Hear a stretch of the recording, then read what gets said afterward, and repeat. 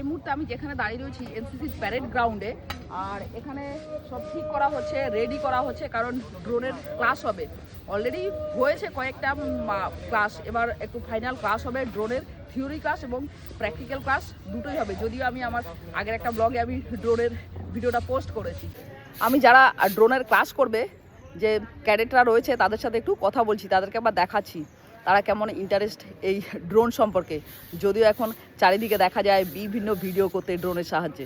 54-এর যে ক্যাম্প চলছে, সিএটিসি ক্যাম্প, এই দেখো এরা হচ্ছে গিয়ে ড্রোনের ক্লাস করবে ক্যাডেট।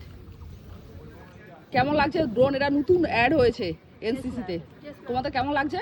খুব ভালো লাগছে। না বিশ্রামে বসো। ম্যাম খুব ভালো, খুব ইনফরমেটিভ ম্যাম। নতুন নতুন জিনিস আমরা শিখতে পেরেছি ড্রোনের ব্যাপারে, ড্রোন ওড়ানোও শিখেছি। এখন এরকমভাবে শিখেছি, অন্যজনকেও আমরা শেখাতে পারবো আগে। Very good. ये ड्रोन ने बहुत टेक्नोलॉजी हम लोग को सिखाई है। ड्रोन टेक्नोलॉजी हम लोग को बहुत सारी इंफॉर्मेशन गेन करने में हेल्प किया है। नई चीज़ें और नई टेक्नोलॉजीज़ के बारे में ज़्यादा से ज़्यादा जानकारी फॉरवर्ड की गई है। বয়েজ বলবে কিছু? ম্যাম ড্রোন কোথায় কীভাবে ইউজ হয় আর কোন কোন ক্ষেত্রে ইউজ বেশি হয়, ডিফেন্সে, এগ্রিকালচারে, সব তো সেটা জানতে পেরেছি ড্রোনের থেকে। তো তোমাদের এনসিতে এসে কেমন লাগছে? এসে হ্যাঁ খুব ভালো লাগছে ফার্স্ট কথা, আর এই ড্রোনটা শেখার পর আরও ভালো লাগছে বেশ।